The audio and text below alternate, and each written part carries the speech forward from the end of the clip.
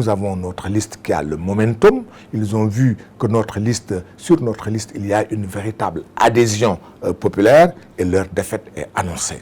Et ils font tout pour repousser l'élection et reporter l'échéance. C'est pourquoi ils créent cette pagaille pour que des prétendus membres de la société civile, qui sont au fond des gens qui sont couchés, il faut dire les choses telles qu'elles sont, et qu'ils ont entrepris, viennent voir les uns et les autres en disant « oui, il y a une impossibilité, il faut reporter ». On ne peut pas reporter.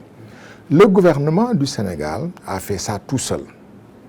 On lui a dit au départ que depuis 1993, le processus électoral est un processus consensuel. Ils ont rompu le consensus et ils ont dit qu'ils avaient la capacité d'organiser.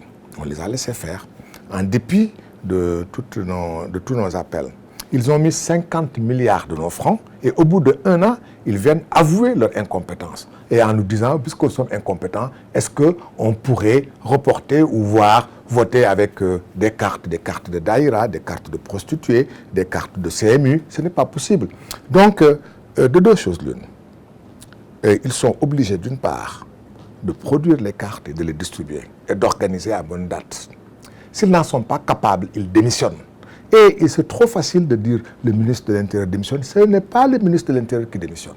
C'est le gouvernement qui démissionne, le Premier ministre et le Président de la République qui disent que nous ne sommes pas capables d'organiser les élections. Nous avons pris cet engagement-là, nous nous rendons compte que nous ne le pouvons pas. Et s'ils ne le peuvent pas, on créa les conditions pour avoir un organisme autonome dans lequel nous serons partie prenante et nous disons que nous avons les compétences et les capacités pour organiser des élections.